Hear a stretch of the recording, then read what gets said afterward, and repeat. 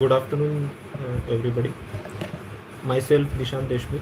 I have secured All India rank 114 in the UPSC Indian Forest Service 2023 examination. So, starting in this session, I would like to tell you about my journey. So, I have done my Bachelor of Science in Agriculture from College of Agriculture, Pune. Then and I have completed it in 2019, and after since 2019 I am preparing for civil services as well as forest services. So 2020 was my first attempt, and in my fourth attempt I have got selected in the Indian Forest Services. uh, so I would also like to tell about the journey of each attempt. So in my very first attempt, that is in 2020, I could not clear the prelims. I failed in CSAT. The major reason for failing in CSAT was I did not practice the questions. The only preparation I had was only solving 2 to 3 years previous year question papers, and as I was comfortable in them, so I thought of not practicing, and I just focused on the general studies paper. So I failed in CSAT in the very first attempt in 2020. But then in successive attempts, I could clear the prelims as I practiced for CSAT. Yes, so I would like to keep this session in both English and Hindi, as somebody has mentioned in the chat. So second, third और fourth attempt में मैं prelims clear कर पाया, क्योंकि मैंने CSAT के लिए अच्छे से प्रिपेयर किया था, और फर्स्ट अटेम्प्ट से ही मेरा जीएस मैंने स्ट्रॉन्ग कर लिया था, इसलिए मुझे जनरल स्टडीज़ में प्रॉब्लम नहीं हुई. तो सेकेंड अटेम्प्ट में मैं इंटरव्यू स्टेज तक जा पाया इंडियन फॉरेस्ट सर्विसेज के एग्ज़ाम में. बट थर्ड अटेम्प्ट में in second attempt I could not clear the interview stage. Then again third attempt दिया, तो फिर थर्ड अटेम्प्ट में मैं मेंस में ही फेल हो गया, और फिर फोर्थ अटेम्प्ट में फाइनली मुझे मैं सिलेक्ट हुआ. तो फर्स्ट ऑफ ऑल इस लंबी जर्नी में सबसे इम्पोर्टेंट आई थिंक इस सक्सेस में जो मुझे फोर्थ अटेम्प्ट में मिली after 5 years of rigorous preparation, success का जो क्रेडिट है मैं मेरी फैमिली को देना चाहूँगा. सबसे पहले they acted as strong support system for me. They didn't let me feel the pressure, और कोई भी किसी भी तरह का बर्डन नहीं था मेरे ऊपर किसी भी स्टेज में. सो मेरी फैमिली को I would attribute the success. Then मेरे फ्रेंड्स जो यूपीएससी की जर्नी में भी साथ में थे, और नॉन यूपीएससी के भी फ्रेंड्स. यूपीएससी के जर्नी में जो फ्रेंड्स मेरे साथ आए, उनके साथ मैंने जो डिस्कशंस किए, जो हमारा पीयर ग्रुप बना था, तो उससे मुझे काफ़ी फ़ायदा हुआ. और जो नॉन यूपीएससी के फ्रेंड्स थे, वो हमेशा मुझे मोटिवेट करते थे, जो मेरे क्लोज़ फ्रेंड्स थे. तो इसके बाद मैं mostly IFS, that is Indian forest services के बारे में थोड़ा डिटेल में बताऊंगा, और मेरे लिए जो वर्क हुआ है वो कुछ स्ट्रैटेजी शेयर करना चाहूँगा.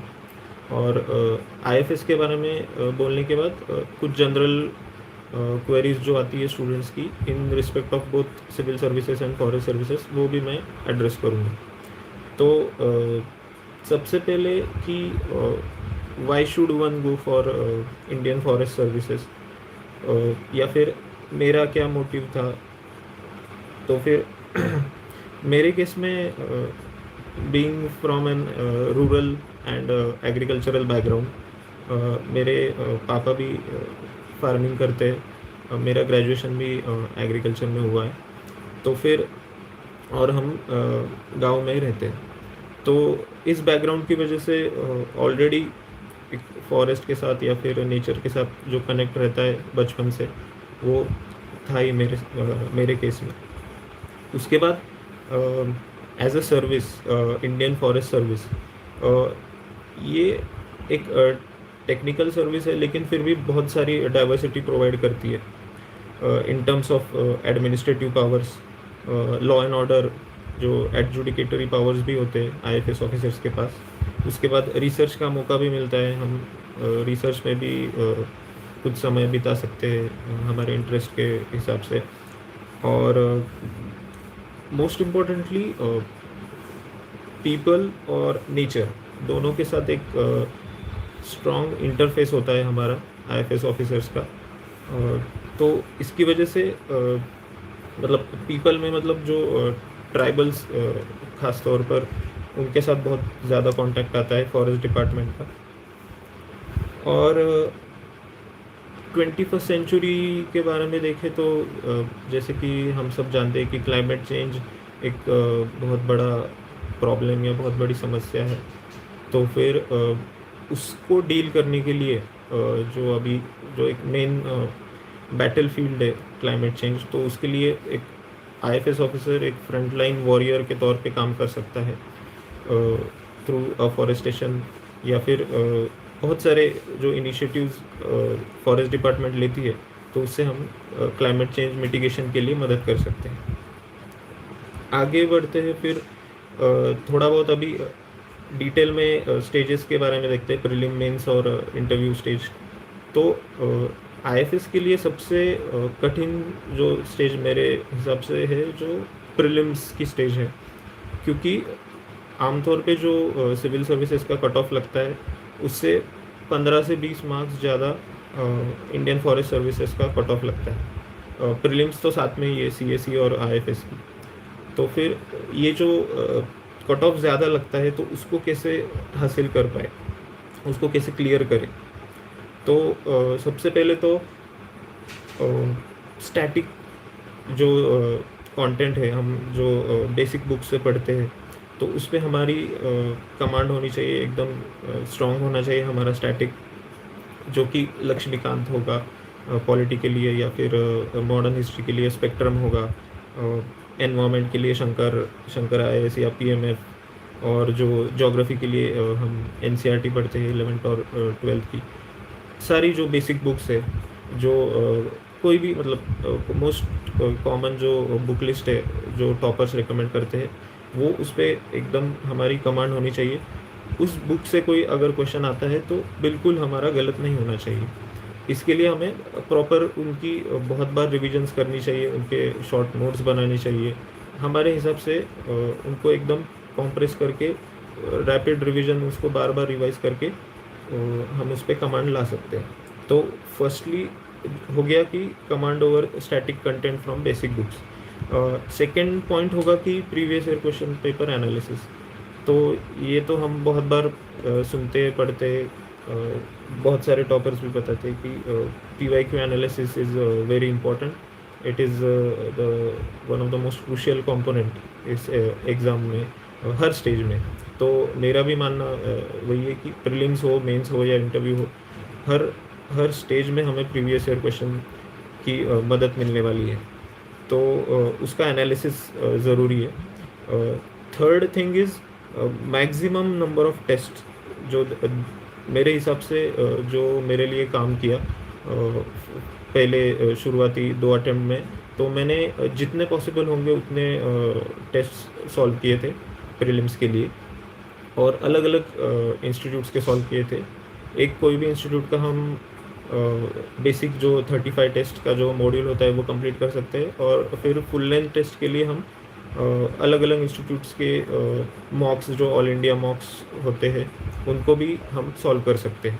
तो इससे हमें आइडिया आ जाती है कि हमारा जो MCQ पैटर्न या ऑब्जेक्टिव पैटर्न पे कितनी कमांड है, उसके ऊपर if we want to get hold over it, so we need to solve as many test as possible in my opinion. So ये हुई तीसरी बात। और fourth thing would be daily newspaper reading.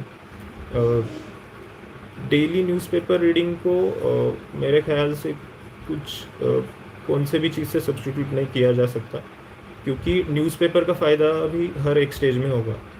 Prelims के लिए अब seeing the recent changes in the pattern of the prelims examination, seeing the tougher nature of questions, तो newspaper reading once again has become very crucial. बीच बीच में कुछ लोग बोलते थे कि कुछ टॉपर्स बोलते थे कि न्यूज़पेपर को करंट मैगजीन्स के साथ हम सब्स्टिट्यूट कर सकते हैं, लेकिन वैसा यूपीएससी ने अभी क्वेश्चंस जैसे फॉर्म किए प्रीलिम्स में, तो फिर वापस से न्यूज़पेपर का इम्पोर्टेंस बढ़ चुका है। तो फिर daily newspaper reading is very crucial. Newspaper में फिर द हिंदू या इंडियन एक्सप्रेस हम कोई भी रेफर कर सकते हैं इनमें से एक। तो ये 4 चीज़ें मेरे हिसाब से प्रीलिम के लिए एकदम ज़रूरी है, प्रीलिम्स को अच्छे कट ऑफ से क्लियर करने के लिए, इंडियन फॉरेस्ट सर्विसेज का कट ऑफ क्लियर करने के लिए। आगे बढ़ते हैं तो फिर प्रीलिम्स करने के बाद, क्लियर करने के बाद, प्रीलिम्स साथ में है लेकिन मेंस और इंटरव्यू इंडियन फॉरेस्ट सर्विसेज का अलग से है। तो फिर मेंस का पैटर्न भी अलग से है। I would like to share the pattern in brief, the IFS Indian forest service mains pattern. Total 6 papers होते हैं। उनमें से पहला पेपर इंग्लिश और दूसरा जीके का, जनरल नॉलेज का। तो इंग्लिश और जनरल नॉलेज ये दोनों 300-300 मार्क्स के होते हैं। देन 2 ऑप्शनल्स होते हैं, हर एक ऑप्शनल के 2 पेपर होते हैं। तो और एक ऑप्शनल का पेपर 200 मार्क का होता है। तो फिर एक टोटल की जाए तो फिर 1400 मार्क्स की मेंस होती है, जबकि सिविल सर्विसेज का थोड़ा अलग पैटर्न है, तो वो बाद में डिस्कस कर सकते हैं। तो फॉरेस्ट सर्विसेज का जैसे मैंने बताया कि पैटर्न अलग है, 1400 मार्क्स की मेंस है। उसमें से फिर इंग्लिश पेपर यहाँ सिविल सर्विसेज में जो क्वालिफाइंग पेपर है, तो वो ये यहाँ पर कंपलसरी मार्क्स के लिए काउंट किया जाता है फॉरेस्ट सर्विसेज। तो इंग्लिश पेपर के लिए भी स्ट्रेटेजी होनी चाहिए। 300 मार्क्स है, उसमें 50 मार्क्स का ग्रामर है, 100 मार्क्स का ऐसे पैसेज है, प्रेसी राइटिंग है, लेटर रिपोर्ट राइटिंग है। तो उसमें 10 ईयर्स के previous year question paper minimum ज़रूरी है। अप टू 15 to 20 ईयर्स भी हम रेफ़र कर सकते हैं। उससे हमें आइडिया आ जाएगी कि इंग्लिश पेपर का स्पेशली मेरे ख्याल से अगर हमें 150 प्लस स्कोर करना है इंग्लिश में, तो grammar is very important. Grammar में आउट ऑफ 50 40 या 45 से ज़्यादा मार्क्स हमें लाने चाहिए, और वो भी ग्रामर भी हम प्रैक्टिस कर सकते हैं कोई भी स्टैंडर्ड ग्रामर बुक से। और ऐसे इस इंग्लिश पेपर में फॉर आईएफएस के सबसे इम्पोर्टेंट चीज़ है कि ग्रामेटिकली करेक्ट होना चाहिए ऐसे। More than the content of the essay, the grammatical nature is checked in my opinion. और लेटर और रिपोर्ट के लिए फॉर्मेट इम्पॉर्टेंट है। उसके बाद जनरल नॉलेज का एक पेपर होता है, जो हम सिविल सर्विसेज में 3 जीएस देखते हैं, जनरल स्टडीज़ के पेपर 1 2 3, वो सब मिला के यहाँ पर एक जनरल नॉलेज का एक ही पेपर होता है। उसमें 6 सेक्शंस होते हैं, एनवायरनमेंट, पॉलिटी, इकोनॉमी, हिस्ट्री, और ऐसे 6 सेक्शंस होते हैं, टोटल 300 मार्क्स। और इसमें भी इन माय ओपिनियन पीवाईक्यूज़ को हमें बहुत अच्छे से प्रैक्टिस कर लेना चाहिए 10-15 साल के। यहाँ पे पीवाईक्यूज़ का सिग्निफिकेंस ये भी है कि क्वेश्चंस रिपीट भी होते हैं, एग्जैक्टली थीम्स भी रिपीट हो रही है और क्वेश्चंस भी रिपीट हो रहे हैं। सो ज़रूरी फ़ायदा इससे मिलेगा प्रीवियस ईयर क्वेश्चन पेपर से, जनरल नॉलेज के पेपर में। और इसमें टाइम डिवीज़न थोड़ा सा हमें देखना चाहिए कि एक जो सेक्शन है, जो एक सेक्शन में 4 सब क्वेश्चंस होते हैं, तो वो एक सेक्शन आधे घंटे में होना चाहिए, क्योंकि टोटल 24 क्वेश्चंस है, जबकि सिविल सर्विसेज में 20 क्वेश्चंस ही हमें अटेम्प्ट करने होते हैं 3 घंटे में। सो ये हो गया मेंस का पैटर्न, और मेंस की थोड़ी सी स्ट्रैटेजी हम जो देख सकते हैं। उसके बाद मेंस के लिए ऑप्शनल, इसमें मैंने मेरे आईएफएस के लिए एग्रीकल्चर और बॉटनी ऐसे 2 ऑप्शनल्स थे। एग्रीकल्चर तो मैंने इसलिए चूज़ किया था क्योंकि मेरा ग्रेजुएशन में भी एग्रीकल्चर मतलब एग्रीकल्चर में ग्रेजुएशन हुआ है इसलिए। और बॉटनी एक मेरा सेकंड ऑप्शनल इसलिए था क्योंकि जो बहुत सारा सिलेबस पेपर 2 में ओवरलैपिंग है एग्रीकल्चर से, तो कंपैरेटिवली इजी जाता है एग्रीकल्चर ग्रेजुएट को बॉटनी कवर करने के लिए। सो ये दोनों ऑप्शनल्स मैंने रखे थे। अब इसमें थोड़े से टेक्निकल ऑप्शनल्स है आईएफएस में, तो बहुत कॉमन ऑप्शनल फॉरेस्ट्री है, ऑलमोस्ट 90% लोग वो चूज़ करते हैं। तो फॉरेस्ट्री के साथ जियोलॉजी और एग्रीकल्चर एंड इंजीनियरिंग ये दोनों बहुत पॉपुलर है, लेकिन बाद में मैथमेटिक्स और बाकी इंजीनियरिंग के सब्जेक्ट्स भी है। तो ऑप्शनल चूज़ करते समय यहाँ पर हमें खुद की बैकग्राउंड और जो मार्क्स आ रहे हैं पिछले कुछ समय से, जैसे कि जियोलॉजी में और एग्रीकल्चर इंजीनियरिंग में बहुत अच्छे मार्क्स आ रहे हैं स्टूडेंट्स को, तो वो भी हमें कंसिडर करना चाहिए।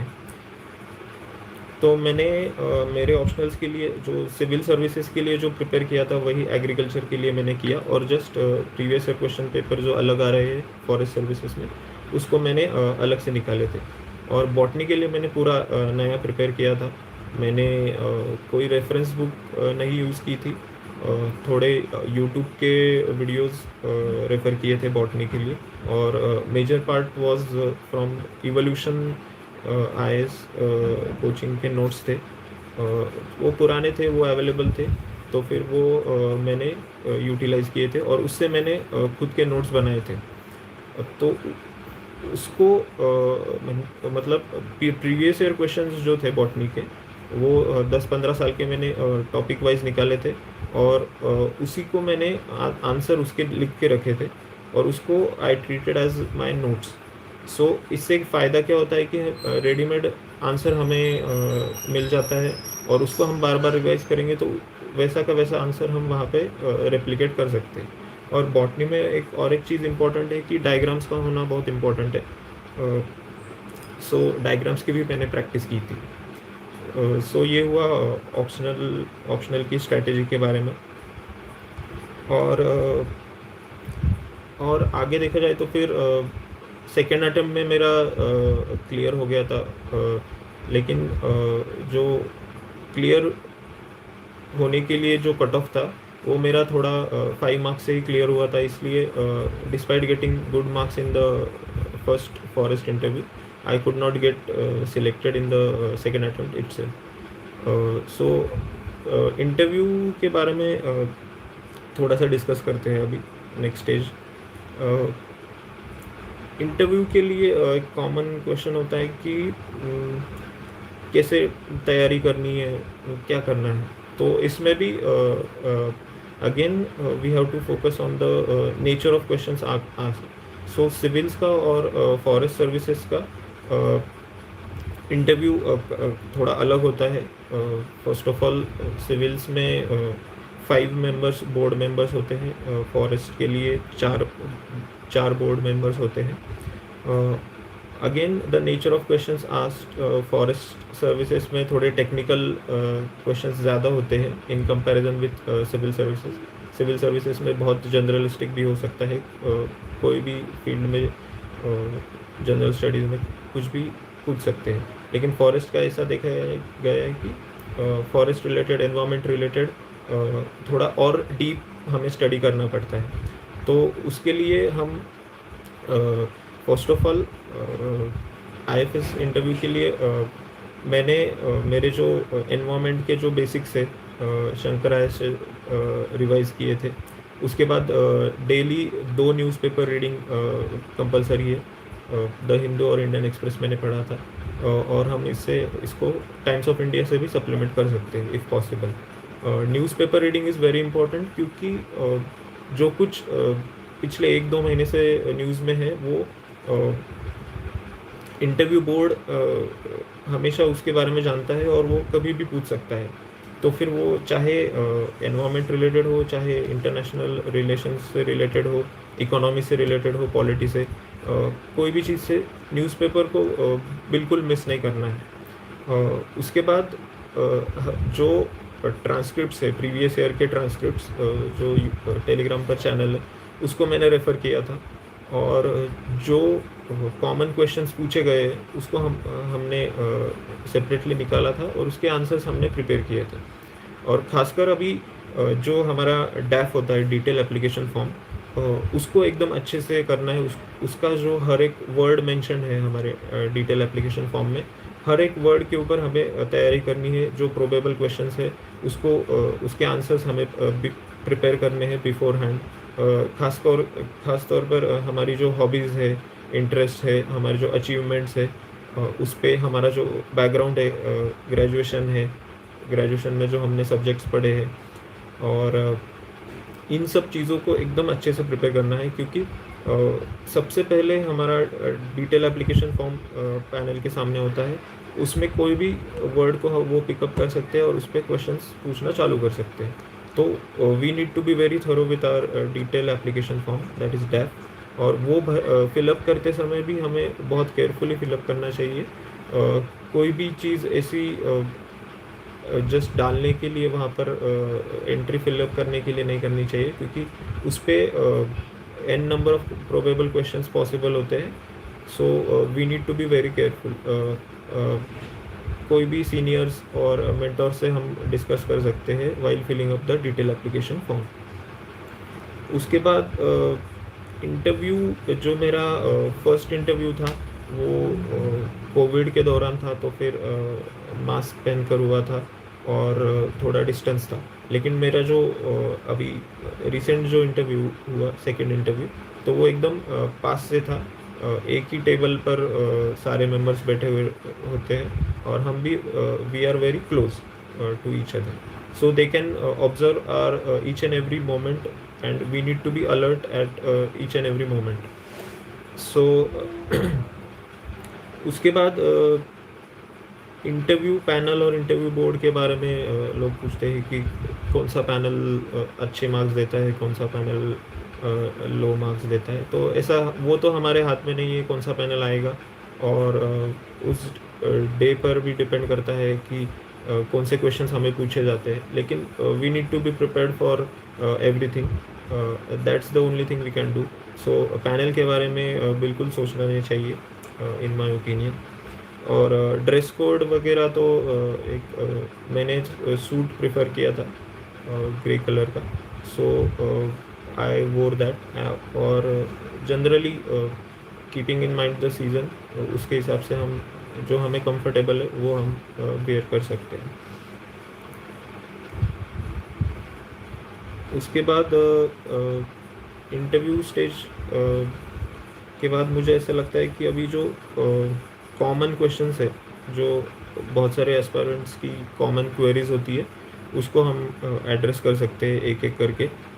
मेरे पास कुछ एक लिस्ट है जो कि कॉमनली आस्क्ड क्वेश्चंस है, तो फिर I would try to answer that. और ये क्वेश्चंस होने के बाद फिर कमेंट बॉक्स में जाकर हम देख सकते हैं कि और कुछ एक्स्ट्रा क्वेश्चंस है क्या।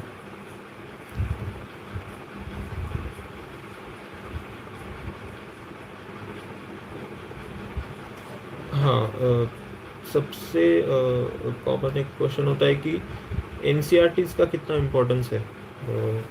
एक अभी ये क्वेश्चंस कॉमन है सिविल सर्विसेज, फॉरेस्ट सर्विसेज दोनों के लिए। तो NCERTs, how much importance do NCERTs है।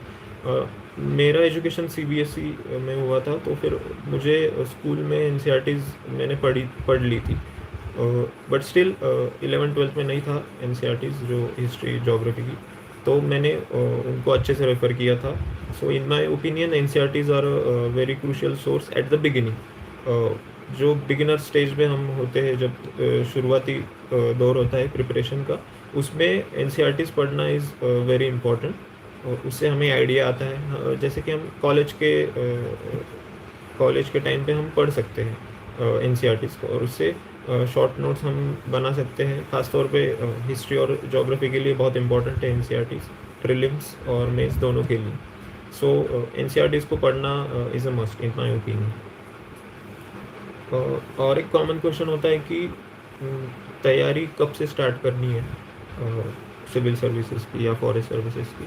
सो मेरे हिसाब से 10th या 12th के बाद हम डिसीजन लेते हैं कि कौन से फील्ड में हमें जाना है, क्या हमारा करियर पाथ होगा। तो even if you have decided after 12th कि सिविल सर्विसेज के लिए ऑप्ट करना है, लेकिन मेरे इन माय ओपिनियन हमें कॉलेज में जो एक्टिविटीज़ होती है, कॉलेज का जो एन्जॉयमेंट होता है, फन होता है, वो भी उसको सेक्रीफाइस नहीं करना चाहिए। कॉलेज में जितना पॉसिबल होगा उतना पर्सनालिटी डेवलपमेंट में हमें फोकस करना चाहिए, अलग अलग एक्टिविटीज़ में, अलग अलग इवेंट्स में पार्टिसिपेट करके। तो कॉलेज के फाइनल ईयर में हम एक्चुअल पढ़ाई शुरू कर सकते हैं, लेकिन जो न्यूज़पेपर रीडिंग है वो हम स्कूल डेज़ या कॉलेज डेज़ कभी से भी स्टार्ट कर सकते हैं। वो एक हैबिट होनी चाहिए डेली न्यूज़पेपर रीडिंग की। सो न्यूज़पेपर रीडिंग हम रेगुलरली कर सकते हैं कभी भी, लेकिन जो एक्चुअल स्टडी है उसको हम कॉलेज के फाइनल ईयर में स्टार्ट कर सकते हैं मेरे हिसाब से। और उसके बाद एक डेडिकेटेड ईयर हम दे सकते हैं, और अटेम्प्ट भी फिर हम पहला अटेम्प्ट दे सकते हैं कॉलेज के लास्ट ईयर के बाद। सो ये कब से स्टार्ट करना है, तो फिर कॉलेज के एंड में मेरे हिसाब से स्टार्ट करना है। उसके बाद करंट अफेयर्स के बारे में कॉमन क्वेश्चन होता है कि उसकी तैयारी कैसे करें। तो करंट अफेयर्स के लिए मेजर 2 सोर्स थे मेरे, डेली न्यूज़पेपर रीडिंग और करंट मैगज़ीन। तो करंट मैगज़ीन में मैंने विजय नायस की मंथली मैगज़ीन रेफ़र की थी, और अगर कोई कंफर्टेबल नहीं है मंथली मैगज़ीन से तो एक कंपाइलेशन भी आता है PT 365 या M365, उसको भी आप रेफ़र कर सकते हो एंड में जो मंथली का कंपाइलेशन आता है। लेकिन बस मंथली मैगज़ीन पे हम रिलाई नहीं कर सकते या करंट मैगज़ीन पर, क्योंकि क्वेश्चंस न्यूज़पेपर से या फिर गवर्नमेंट अप्रूव्ड या गवर्नमेंट वेबसाइट से, गवर्नमेंट के जो ऑफिशियल सोर्सेस है जैसे कि PIB, वहाँ से उठाए जाते हैं, और करंट मैगज़ीन में सब कुछ कवर नहीं होता है। सो बस करंट मैगज़ीन पे रिलाई नहीं होना है, लेकिन उसको भी पढ़ना है, current plus newspaper, magazine plus newspaper. और एक कॉमन क्वेश्चन होता है कि कितने इयर्स का करंट अफेयर्स पढ़ना चाहिए। तो मेरे हिसाब से मिनिमम 2 इयर्स का करंट अफेयर्स पढ़ना चाहिए फर्स्ट अटेम्प्ट में, और उसके बाद फिर जैसी ज़रूरत होगी वैसा, फिर अगर आपका फर्स्ट अटेम्प्ट में नहीं होता है तो फिर आगे का वैसा वैसा पढ़ना पड़ेगा। उसके बाद कोचिंग का इम्पोर्टेंस कितना है UPSC की जर्नी में, वो एक कॉमन क्वेश्चन होता है। तो मैंने कॉलेज के समय में फाउंडेशन कोर्स किया था, 3 इयर्स की मैंने बैच लगाई थी, उसमें से 2-2.5 साल का मैंने कंप्लीट किया था। वो वीकेंड बैच थी, लेकिन उस वक्त फाउंडेशन कोर्स जब कर रहा था मैं, तब मैंने एक्चुअल पढ़ाई मेरी स्टार्ट नहीं की थी, जो सेल्फ स्टडी थी मेरी। बस जो कोचिंग में सिखाते थे उसको उस टाइम पे, क्लास के टाइम पे मैं पढ़ता था।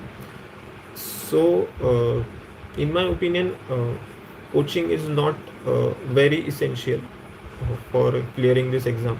However, if you want to if you are a person जिसे कोई टीच करके अच्छे से समझ में आता है, कोई टीचर के थ्रू कोई कॉन्सेप्ट्स अच्छे से समझ में आते हैं, या जिसे रेडीमेड एक स्ट्रक्चर्ड वे में कंटेंट चाहिए थ्रू लेक्चर्स और थ्रू नोट्स, तो और provided you can afford it.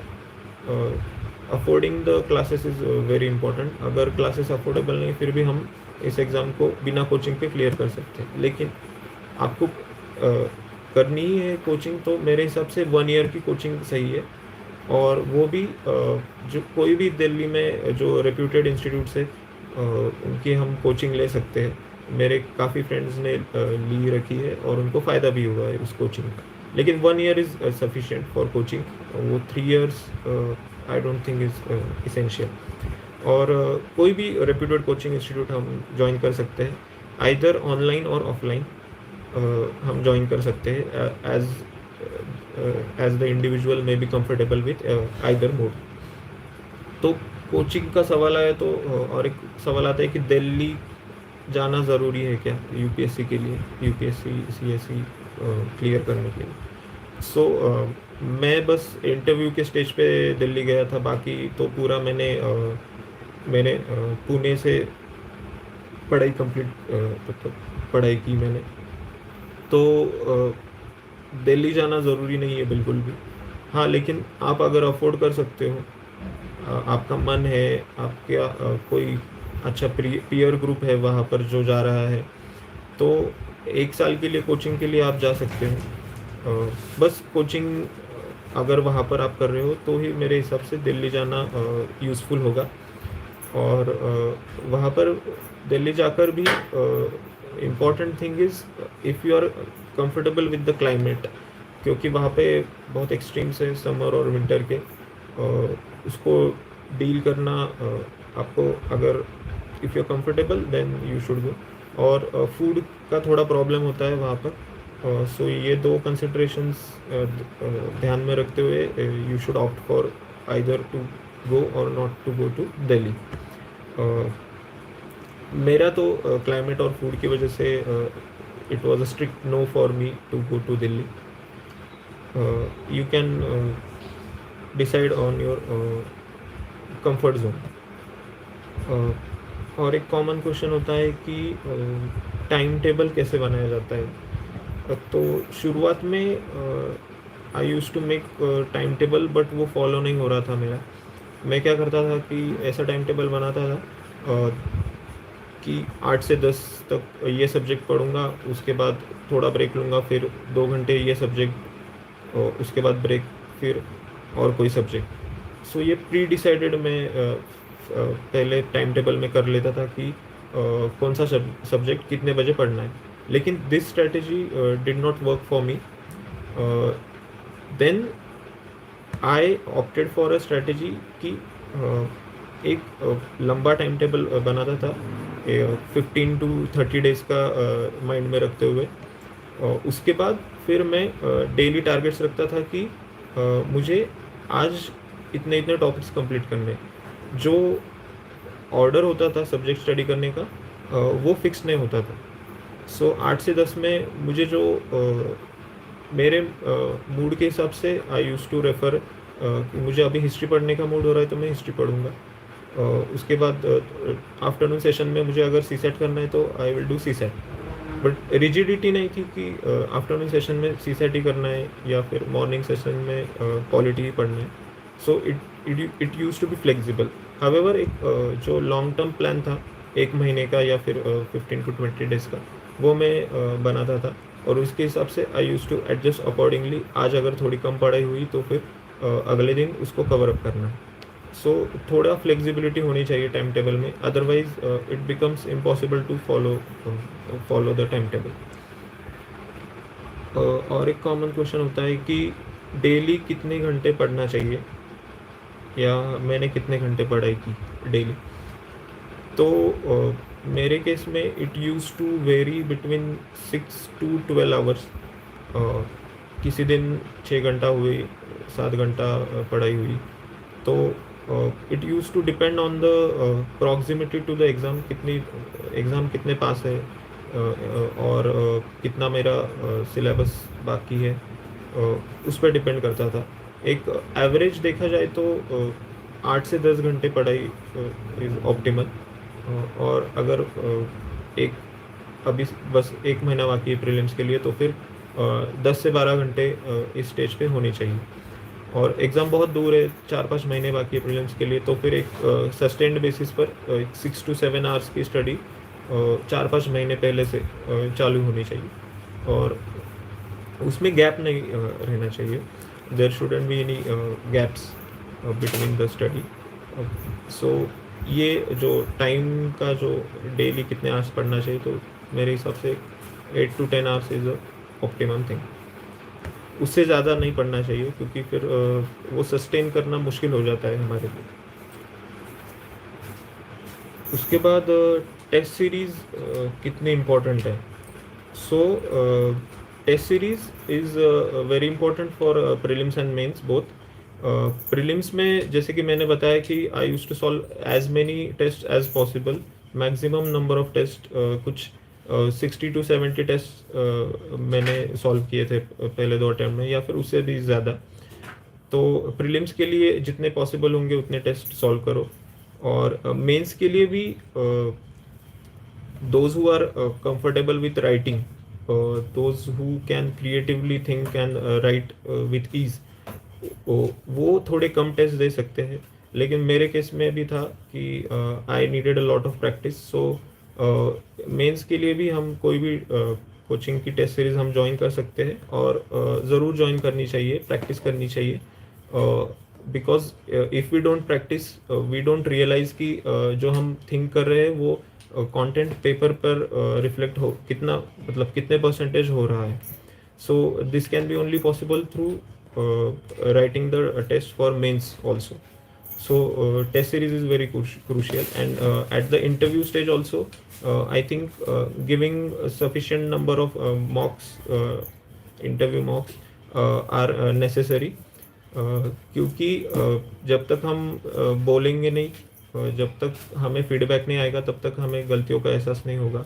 So interview के लिए भी 3 से 4 मॉक्स देने चाहिए before the actual final interview. So test series is very important.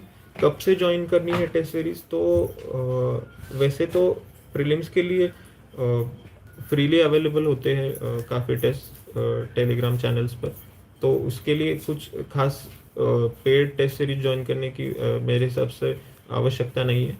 लेकिन मेंस के लिए हम तुरंत प्रीलिम्स होने के बाद, क्वालिफाई होने के बाद, रिजल्ट आने के बाद हम ज्वाइन कर सकते हैं। सो मेंस के लिए पेड टेस्ट सीरीज हम ज्वाइन कर सकते हैं प्रीलिम्स क्लियर होने के बाद। उसके बाद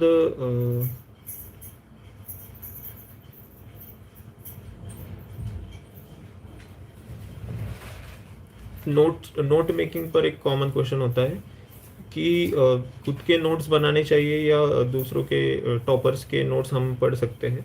तो मेरे सामने दोनों टाइप के एग्जांपल्स है। मैं खुद हूँ जिसने मेरे खुद के नोट्स बनाना प्रेफर किया था for all the stages, prelims, beat prelims, mains और interview. I made my own notes. लेकिन मेरे कुछ दोस्त थे, उन्होंने टॉपर्स के नोट्स पढ़कर भी, मतलब कुछ सब्जेक्ट्स के लिए टॉपर के नोट्स और कुछ सब्जेक्ट्स के लिए ओन नोट्स, ऐसा मिक्सचर फॉलो किया था, और उसका उन्हें फ़ायदा हुआ, वो सिलेक्ट भी हुए हैं। So it depends on you, आप कैसे कंफर्टेबल हो। दूसरे के नोट्स अगर पढ़ने में आप कंफर्टेबल हो, so you can opt for topper notes as well, given the time constraint. आपके पास टाइम अगर नहीं है, आपको आपकी प्रीलिम क्लियर हुई है और मेंस के आपके नोट्स रेडी नहीं है, तो फिर एक ही ऑप्शन बचता है कि टॉपर के नोट्स आप रेफ़र कर सकते हो। तो दोनों चीज़ें हैं कि खुद से भी बना सकते हैं और कुछ नोट्स टॉपर्स के भी रेफ़र कर सकते हैं। और नोट्स के बारे में और एक होता है कि नोट्स पढ़ने चाहिए या text books. So in my opinion text books पढ़ के नोट्स बनाने चाहिए। इवन लक्ष्मीकांत, स्पेक्ट्रम, उसके भी मैंने शॉर्ट नोट्स बनाए हैं, और जो कि मुझे यूज़फुल होते हैं रैपिड रिवीजन के लिए। तो कुछ वेरी इंपॉर्टेंट टॉपिक्स के नोट्स होने चाहिए। ऐसा नहीं है कि सारी की सारी बुक के हमने नोट्स बना ली। सो टेक्स्ट बुक्स को रीड करके छोटे नोट्स बनाने चाहिए।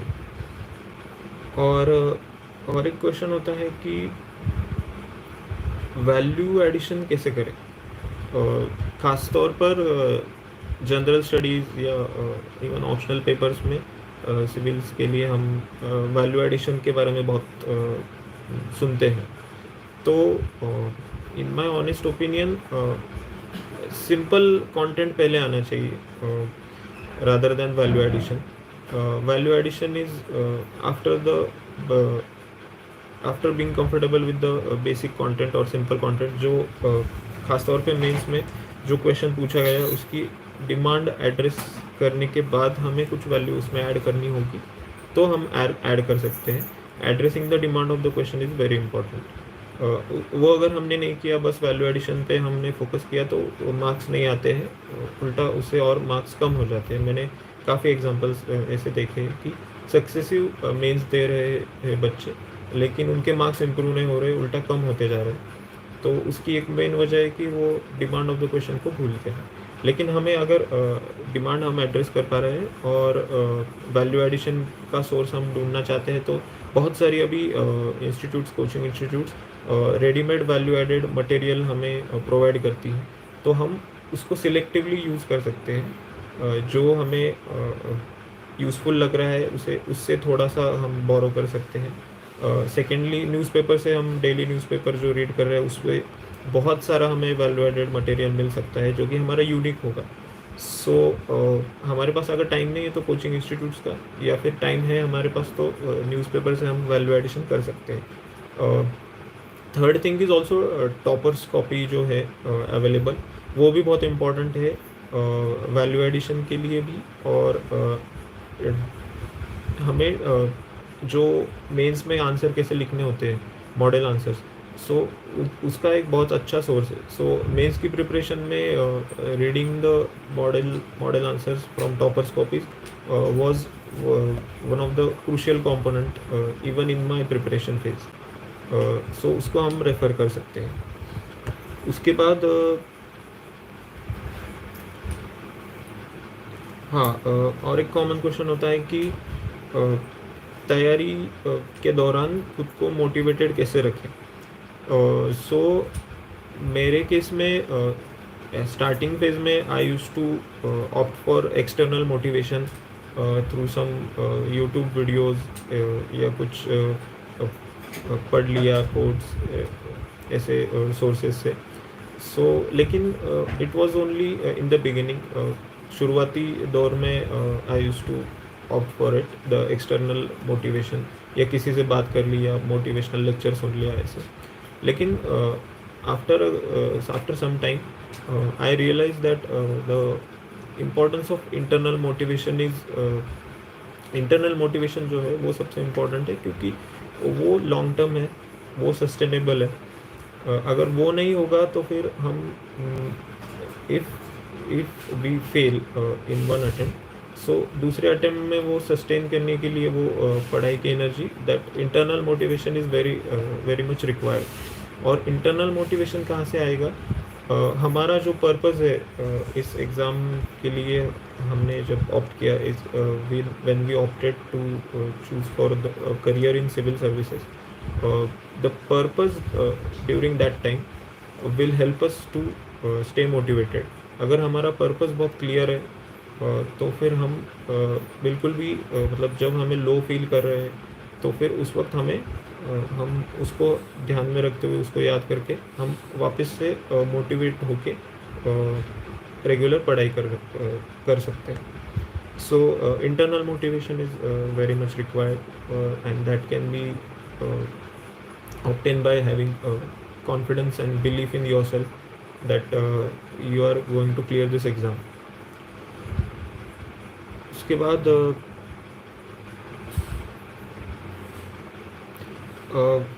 मैंने इस जर्नी के दौरान कौन सी गलतियाँ करी थी जिससे कि मुझे थोड़ा एक्स्ट्रा टाइम लगा। सो इन माय ओपिनियन मैंने प्रीलिम्स का काफ़ी अच्छे से प्रिपेयर किया था। सो मुझे प्रीलिम्स में, लेकिन फ़र्स्ट अटेम्प्ट में मैंने सीसेट को थोड़ा इग्नोर किया था, तो वो फर्स्ट गलती थी मेरी, उसकी वजह से एक पूरा अटेम्प्ट मेरा चला गया। जबकि मैं जीएस में फर्स्ट अटेम्प्ट से ही अच्छा था, जनरल स्टडीज़ में। लेकिन मैंने जो कोविड में हमें एक्सटेंशन मिला था, एक्सटेंडेड टाइम मिला था, प्रीलिम्स एक्सटेंड हुई थी दोनों बार 2020 और 2021 में। तो उस टाइम मैंने थोड़ा मेंस के पोर्शन को निगलेक्ट किया था, प्रीलिम्स पे ज़्यादा ध्यान दिया था, आंसर राइटिंग को मैंने निगलेक्ट किया था। So it costed me, I couldn't clear the mains of civil services due to lack of answer writing practice. So ये मेरी और एक गलती थी। You should always go for answer writing practice if you are weak at writing the answers, because ultimately the selection is decided by the mains and interview score, and major proportion is mains score. So prelims is just a filter. If you are comfortable with prelims, then you should practice very much on the writing. So another common question is how to utilize social media, or rather should we stop using social media? So social media is a umbrella term. Social media के अंतर्गत Telegram भी आता है, YouTube भी आता है, बाकी Facebook, Instagram भी आता है. सो मेरे प्रिपरेशन के दौरान Telegram was my most commonly used social media app, और टेलीग्राम से बहुत मदद होती है सारे रिसोर्सेज के लिए, कुछ भी इम्पोर्टेंट अपडेट्स के लिए study related. So Telegram is a very good app. बहुत सारे कैंडिडेट्स ऑलरेडी यूटिलाइज करते हैं उसे. और apart from Telegram I just use to utilize YouTube for watching any lectures और videos related to study. So ये दो ऐप्स मैंने यूज़ किए थे. Instagram I was not active, और Facebook I don't have any account.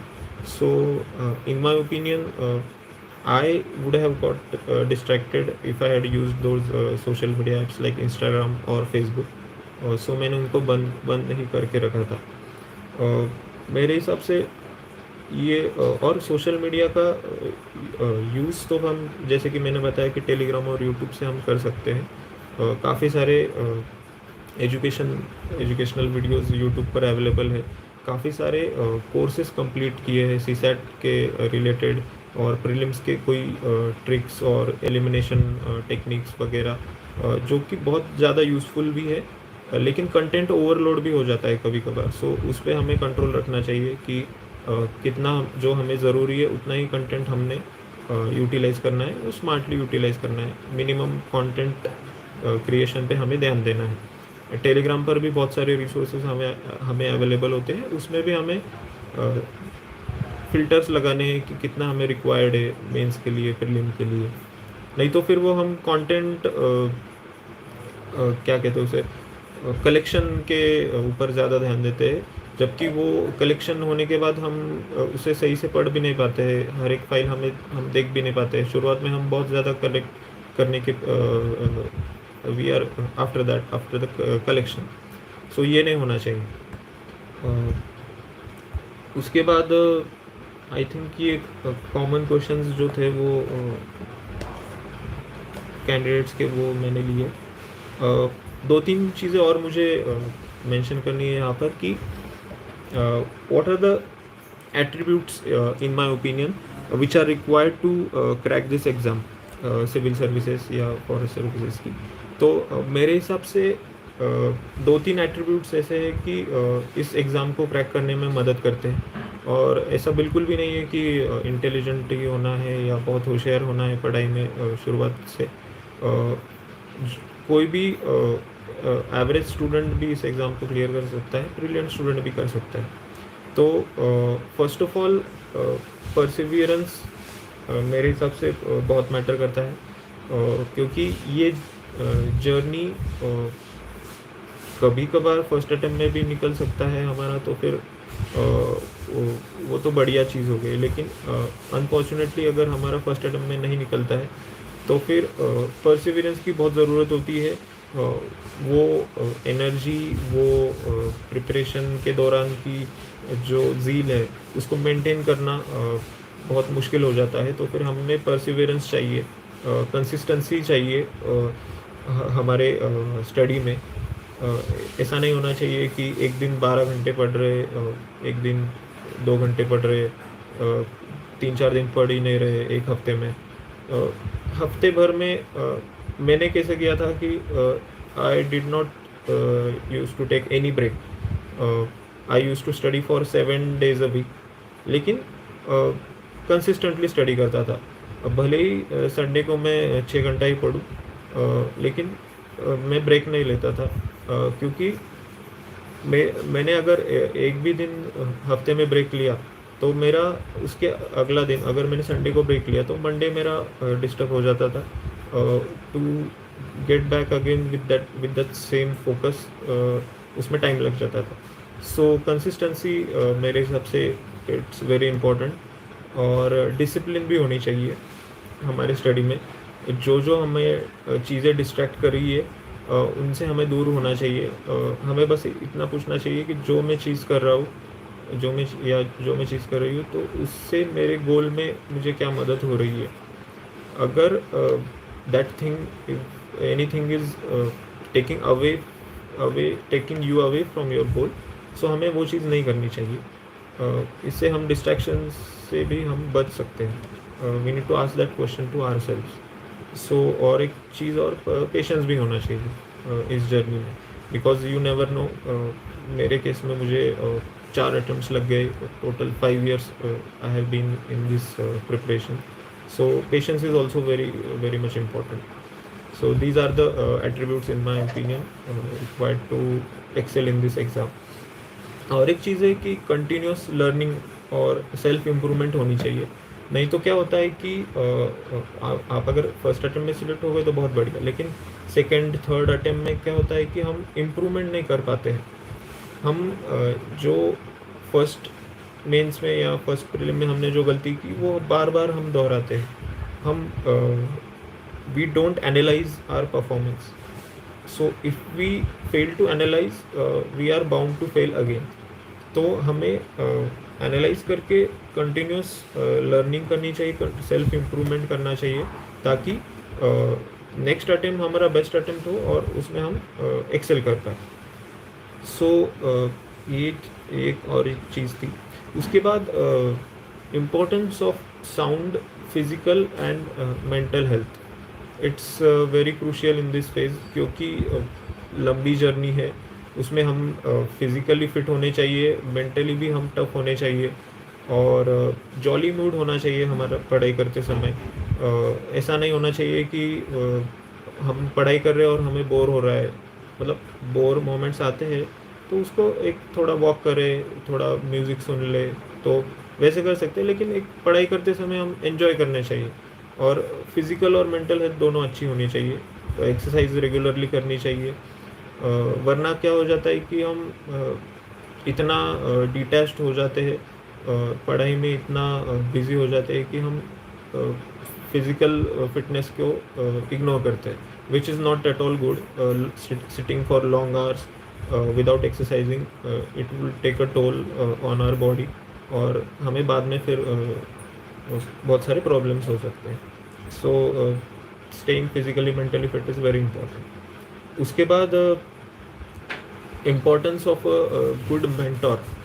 मेरे हिसाब से अगर कोई टीचर मेंटोर है, कोई भी हो सकता है मेंटोर, मतलब सीनियर भी हमारे हो सकते हैं जो मेंस क्लियर कर चुके हैं या इंटरव्यू क्लियर कर चुके हैं, तो वो हमें उनके एक्सपीरियंसेस शेयर कर सकते हैं।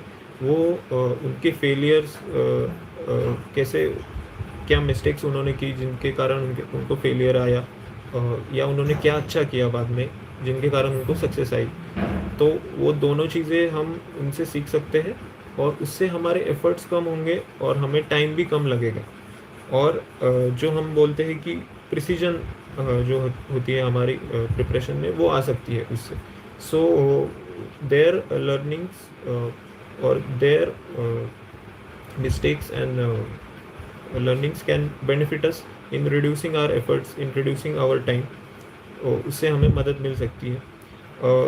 और जैसे कि गुड मेंटोर है, वैसे ही अगर गुड पीयर ग्रुप है, गुड फ्रेंड सर्कल है हमारा यूपीएससी प्रिपरेशन का, तो उससे भी हमें जो फ्रेंड सर्कल हमें ऑनेस्ट ओपिनियन दे, ऑनेस्ट फीडबैक दे, हमारी क्या गलतियां है, हम कैसे सुधार सकते हैं, उनसे हम मोटिवेट हो। मेरे जो फ्रेंड सर्कल था मेरा, तो मैं उनको देखकर और पढ़ाई करने का मेरा मन होता था। हम एक दूसरे को मोटिवेट करते थे। सो a good peer group is also very crucial in this examination.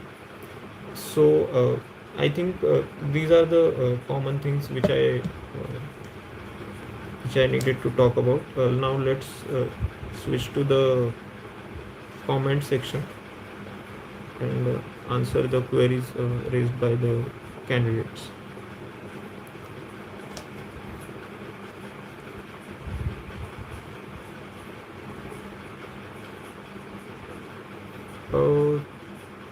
एक स्टूडेंट ने पूछा है कि सी सेट की स्ट्रेटजी कैसी थी मेरी। सो सी सेट के लिए I had refer to the previous year question papers, topic wise मैंने उनको सॉल्व किया था। उसके बाद मैंने एक्चुअल टाइम जो 2 घंटे का टाइम लिमिट होता है उसमें भी मैंने सॉल्व किया था। सी सेट के लिए मेरे हिसाब से important is which questions to choose and which questions to leave. Comprehension मेरा अच्छा है, so I try to attempt maximum number of questions from comprehension section. और मैथ्स और रीजनिंग में the questions which are relatively easy and within my reach I try to search them and attempt it first. So वैसी strategy होनी चाहिए कि questions को leave करते आना चाहिए सी सेट में, क्योंकि सारे क्वेश्चंस अगर हम अटेम्प्ट करने के लिए जाएंगे तो फिर टाइम में कंप्लीट नहीं होगा पेपर।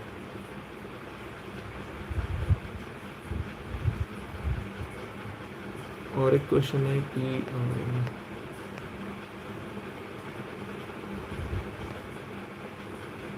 विच न्यूज़पेपर। तो न्यूज़पेपर के बारे में जैसे मैंने बताया कि इंडियन एक्सप्रेस या द हिंदू कोई भी स्टार्ट कर सकते हैं।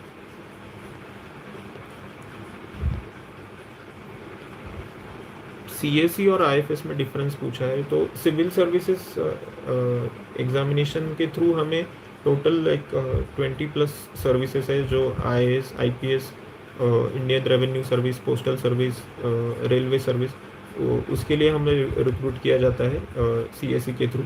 और आईएफएस के लिए प्रीलिम्स साथ में है सीएसई के साथ, लेकिन मेंस और इंटरव्यू अलग से है, जो कि इंडियन फॉरेस्ट सर्विसेज के लिए हम सिलेक्ट होते हैं।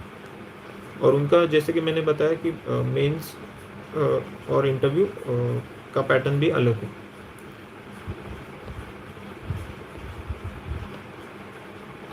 एक कैंडिडेट ने पूछा है कि मॉक इंटरव्यू और यूपीएससी इंटरव्यू में क्या डिफरेंस होता है। तो मॉक इंटरव्यू में थोड़ा बहुत वो ग्रिल कर सकते हैं या फिर टेक्निकल क्वेश्चंस पूछते हैं, लेकिन मेरा जो एक्सपीरियंस था एक्चुअल यूपीएससी इंटरव्यू में, बहुत ही काम एटमॉस्फेयर होता है वहाँ पर, प्लीजिंग एटमॉस्फेयर होता है। हमें बोलने के लिए एम्पल टाइम होता है, वो हमारी बात सुनना चाहते हैं, हमें बिल्कुल भी इंटरप्ट नहीं करते हैं वो। तो ऑल इन ऑल बहुत ही मतलब अच्छा एक्सपीरियंस होता है, एक लाइफ टाइम एक्सपीरियंस बोल सकते हैं।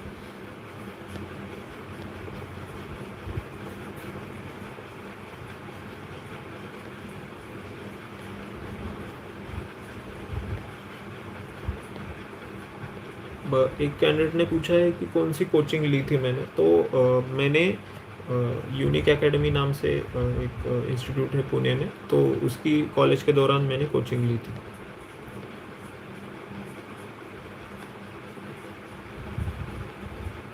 और एक क्वेश्चन है कि एनवायरमेंट नोट्स बनाने चाहिए कि नहीं प्रीलिम्स के लिए।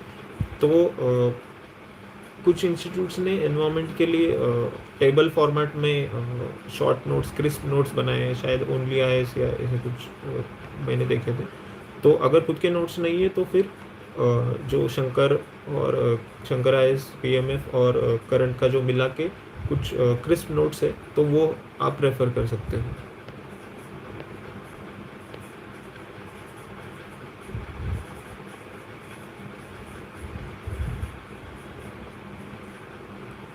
एक कैंडिडेट पूछ रहे हैं कि लास्ट टाइम प्रीलिम्स में पैनिक हो गए थे।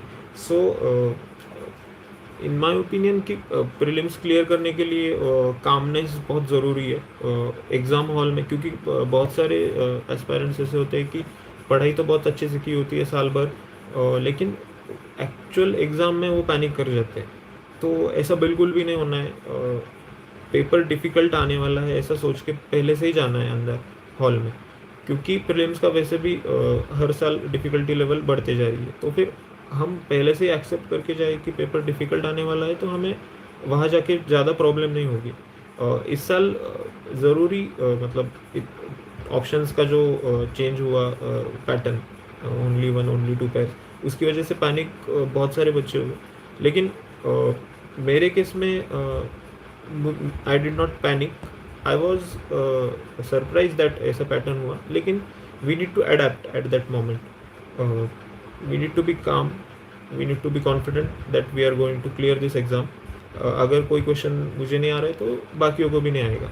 और एक आइडियल अटेम्प्ट जो हमने डिसाइड करके गए, मेरे केस में वो 85-90 के आसपास, 90 के आसपास 90 क्वेश्चंस अटेम्प्ट करना मेरा आइडियल अटेम्प्ट रहता था. तो वो हमें करके आना है. हमें जो हम डिसाइड करके गए कि राउंड टेक्निक कैसी है, हमें 2 राउंड में अटेम्प्ट करना है प्रीलिम्स का पेपर, जीएस का, तो वो हमने एग्जीक्यूट वहाँ पे प्रॉपरली करना है. बिल्कुल पैनिक नहीं होना है, क्योंकि पैनिक होने की वजह से हम गलतियाँ कर बैठते हैं. कोई नॉट करेक्ट ऐसे सिली मिस्टेक्स हम कर बैठते हैं.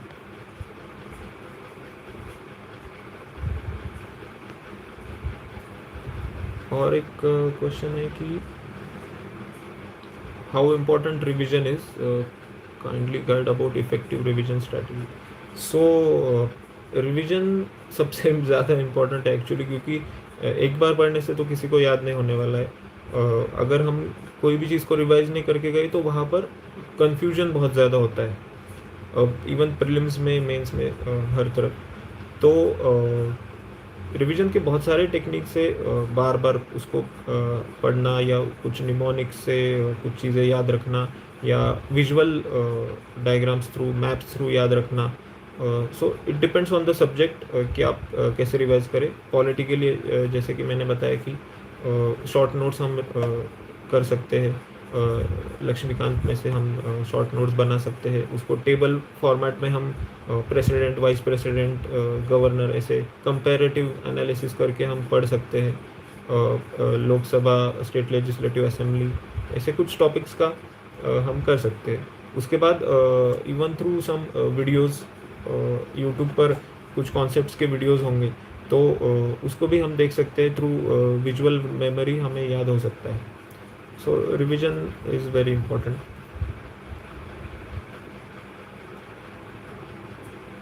पीवाईक्यू कैसे एनालाइज करना चाहिए? तो प्रीलिम्स के लिए सबसे पहले पीवाईक्यू बार बार पढ़ने चाहिए, उनको सॉल्व करना चाहिए. PYQ analysis is not just about उस आंसर को या उस क्वेश्चन को रट्टा मारना. It is also about understanding the language of the question. मतलब यूपीएससी अगर कोई प्रीलिम्स में क्वेश्चन पूछ रहा है तो स्टेटमेंट बेस्ड क्वेश्चन है, तो उसमें यूपीएससी की लैंग्वेज हमें समझना ज़रूरी है. यूपीएससी कहाँ पर ट्रैप सेट कर रहा है, कौन सी जगह पे कुछ एक्सट्रीम वर्ड्स है, कुछ इंटरचेंजिंग हो रहा है क्या. तो ये प्रीवियस ईयर क्वेश्चन पेपर हमें बार बार देखकर हमें खुद से एहसास होगा कि यूपीएससी एक पैटर्न फॉलो करता है, और उसके हिसाब से भी हमें आइडेंटिफाई हो जाते हैं कि कहाँ पर मिस्टेक्स है, कौन सा स्टेटमेंट गलत है. और दूसरी चीज़, मतलब पीवाईक्यू बार बार पढ़कर हमें ये भी एहसास होता है कि कौन से टॉपिक्स इंपॉर्टेंट है, which is very much crucial, क्योंकि फाइनल रिवीजन के दौरान हमें बस इम्पॉर्टेंट टॉपिक्स ही रिवाइज करने होते हैं. तो ये पीवाईक्यू एनालाइज करके हमें पता चल जाता है कि कौन से थीम्स, कौन से टॉपिक्स इंपॉर्टेंट है, कहाँ से ज़्यादा सवाल पूछे जा रहे हैं, तो उन पे ज़्यादा पहले फोकस करना चाहिए. मतलब टाइम के हिसाब से हमें पीवाईक्यू मदद करते हैं कि कौन सा टॉपिक इम्पॉर्टेंट है.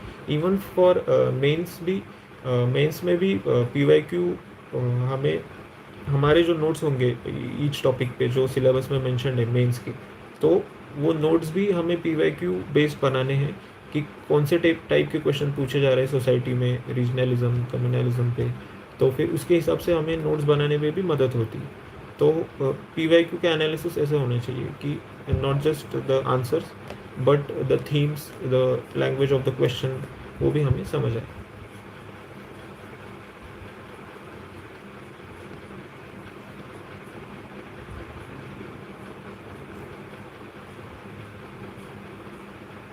मेरे हिसाब से most of the questions address हो चुके हैं, और कोई क्वेश्चन होंगे तो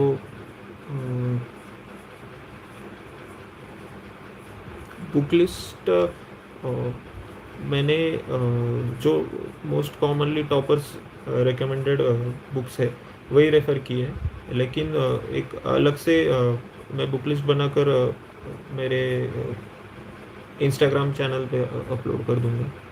निशांत देशमुख IFS नाम से इंस्टाग्राम चैनल पर आई शैल upload.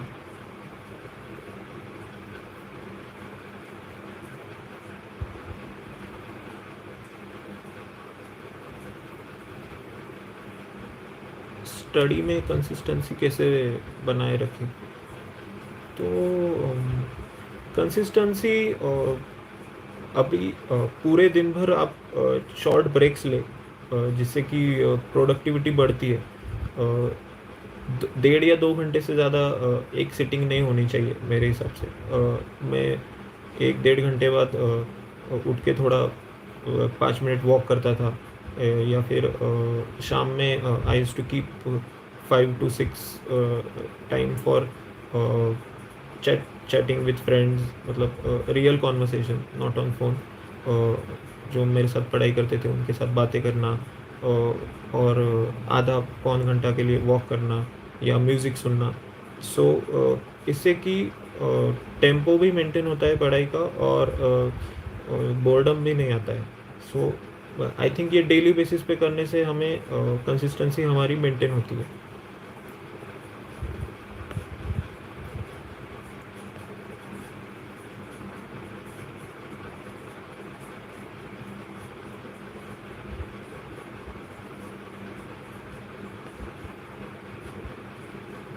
Without maths CSAT qualify नहीं कर सकते मेरे हिसाब से, क्योंकि कॉम्परेशन के क्वेश्चन समटाइम्स 22-25 ऐसे भी आ सकते हैं. तो मैथ्स और रीजनिंग तो it is a must to qualify for the CSAT.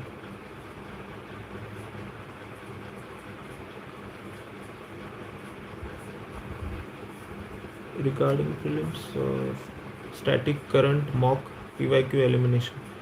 हाँ, अभी मार्केट में जो कि कॉमनली डिस्कस्ड है, कि पिछले साल से बहुत ज़्यादा डिस्कस्ड है, कि प्रीलिम्स के लिए एलिमिनेशन टेक्निक्स, हैक्स ऐसे बहुत सारे आए. लेकिन वन सेकेंड, जैसे कि मैंने पहले मेंशन किया था कि स्टैटिक कंटेंट बहुत स्ट्रांग होना चाहिए. उससे हम क्लोज टू 70 मार्क्स हम ला सकते हैं.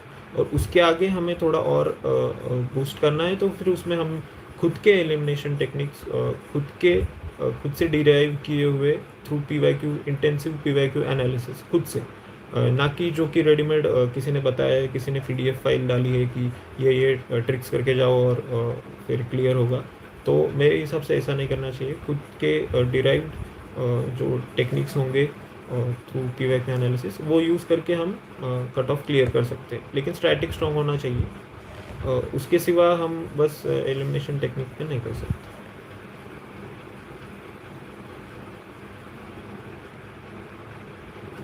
नाइन्थ क्लास से मेरे हिसाब से नहीं तैयारी करने की ज़रूरत. नाइन्थ क्लास से न्यूज़पेपर हम पढ़ सकते हैं, लेकिन एक्चुअल पढ़ाई कॉलेज के दौरान करना सही होगा.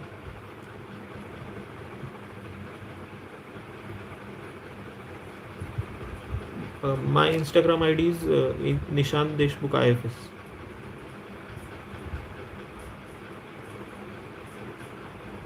How to make notes for optional. अभी मेरे केस में बॉटनी के लिए I referred the previous year question paper, और उसको मैंने एक इवोल्यूशन कोचिंग के नोट्स के थ्रू प्रीवियस ईयर क्वेश्चन के आंसर्स डिराइव किए और उसको एज अ नोट्स ट्रीट किया. और एग्रीकल्चर के लिए I referred my degree notes and text books, और हर एक टॉपिक पर मैंने मिनिमम 2 पेज के नोट्स, जो सिलेबस में मेंशन टॉपिक है उसके नोट्स बनाए थे.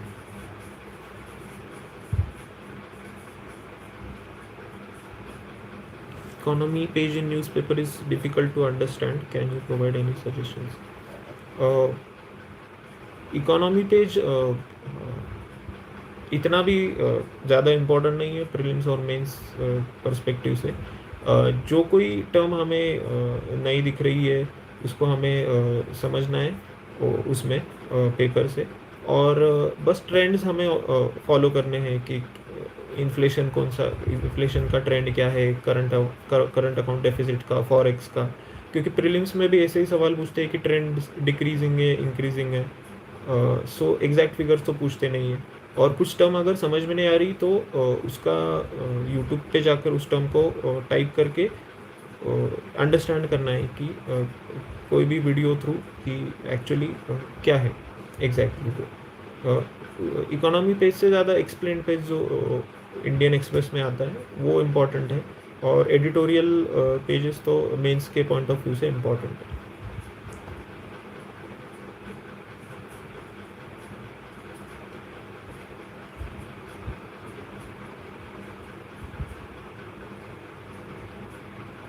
सो आई थिंक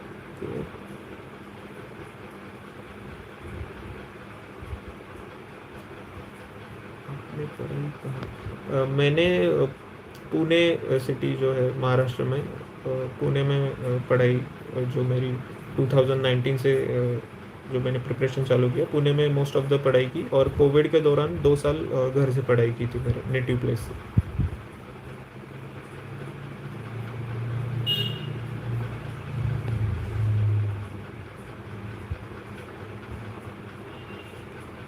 आई थिंक सारे क्वेश्चंस के आंसर्स, ऑलमोस्ट सारे क्वेश्चन के आंसर्स किए हैं मैंने।